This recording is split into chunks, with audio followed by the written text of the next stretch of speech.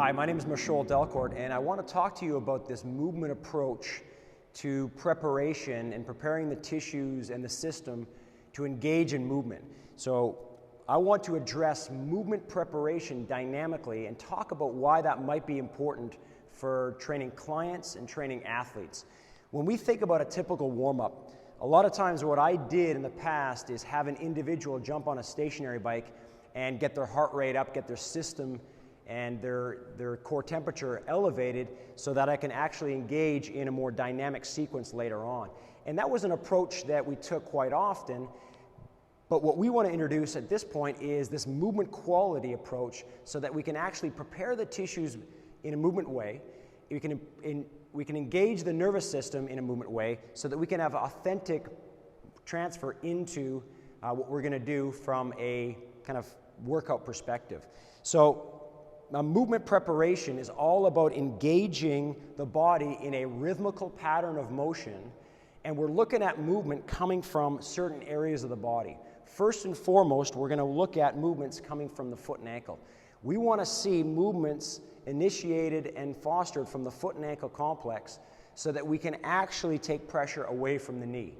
The next thing we're going to do is we're going to focus on looking at movements from the hip complex, because if we can actually prepare the hip in all three planes well enough, that's going to have a direct transfer into our workout capabilities in our session, and it's also going to take pressure off of our lower back. Finally, we're going to look at the thoracic spine, the elements in the spine that will actually give us a lot more three-dimensionality in relation to movement. And once our thoracic spine can move properly, we can actually take pressure off the neck and the lumbar spine.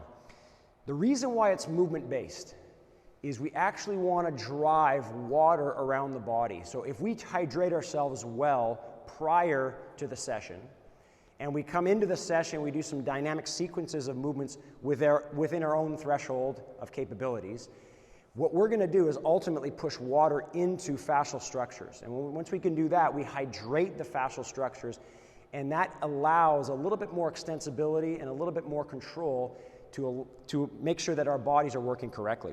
So by way of demonstration, what I would like to do is introduce a couple of examples of how we can utilize movement preparation using the ViPR in the context of moving well through the foot and ankle, the hip, and the thoracic spine. We're looking at a rhythmical pattern of motion. We're looking at somewhere between 8 to 10 repetitions, and we want to have slower but rhythmical motion. It's really key to have that kind of timing element in these particular drills. So the first one I'm going to do is where I have somewhat of a staggered stance. So I'm going to take a split stance. In this case, my right foot is forward, and I'm going to have the ViPR immediately in front of my right foot.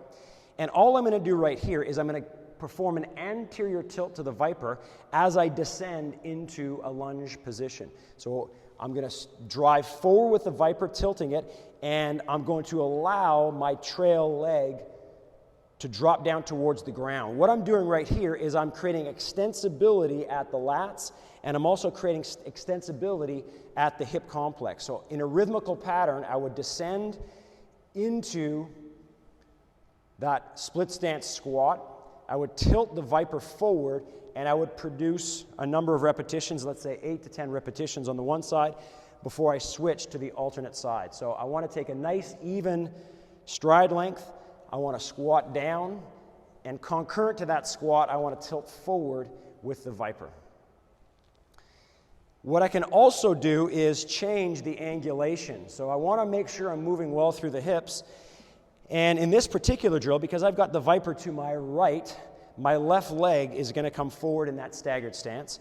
I'm going to initiate the action from the hip, leaning in the opposite direction to the ViPR.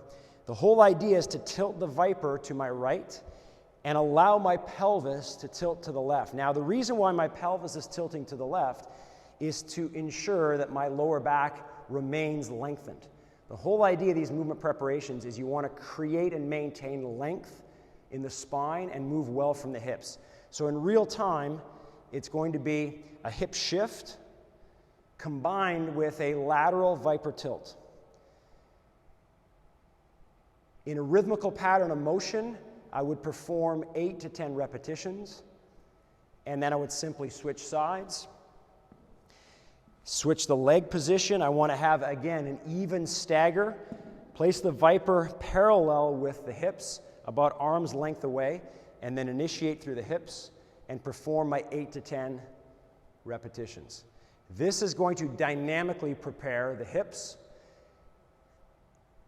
in the frontal plane to be able to access motion so I can take pressure off the lower back. The next exercise I'll show you is a little bit more advanced. It's what we call a threshold 2 move. And all I'm going to do here is combine a lateral shift with a different handprint pattern. So I begin with my footprint wide. So I want to take a nice wide position. I'm going to hold the ViPR at belly button height, parallel with the ground. I'm going to drive my pelvis to the right. And as I do this, I want to also reach the hands to the right. So my trail hand, my left hand, is actually pushing my lead hand away. And then I come back. So that's the first of the 2 moves that I'm going to initiate. So once I've developed that capacity to move through the hips in the frontal plane and combine that hip motion with my arm motion, then what I'm going to do is go into the pattern where I'm shifting my hips. I open up my hand, I return the trail hand, and I go return to my start position. And I simply repeat this pattern in a rhythmical pattern or rhythmical flow. And all I'm doing here is opening up the thoracic spine, I'm opening up the hip complex, and I would perform again about 8 repetitions before I would switch sides.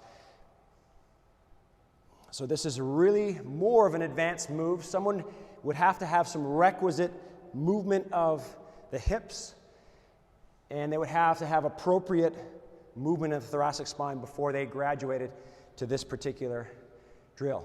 The last one I'm going to show you is, again, starting in a nice wide position with the feet.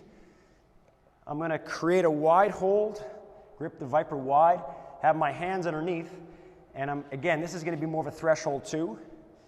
I'm going to have a hip shift to one side, so in this case, my left. I'm going to rotate the hips. I'm going to turn them in my direction counterclockwise, and the shoulders are going to follow. What I'm doing now is opening up the hip flexor in the trail leg. And all I'm going to do here, as I establish this motion, is add a reach in the posterior lateral direction, and then I'm going to come back to center. I'm going to repeat the pattern by pushing my trail hand, in this case my right hand, which pushes my lead hand away. The key to this particular motion is through the hips. I really want to see the hips shifting to one side and also rotating so that my thoracic spine and my lumbar spine can all follow. If I have restrictions at the hips and I'm just rotating the upper body, that's when we have a situation where the lumbar spine starts to turn too much.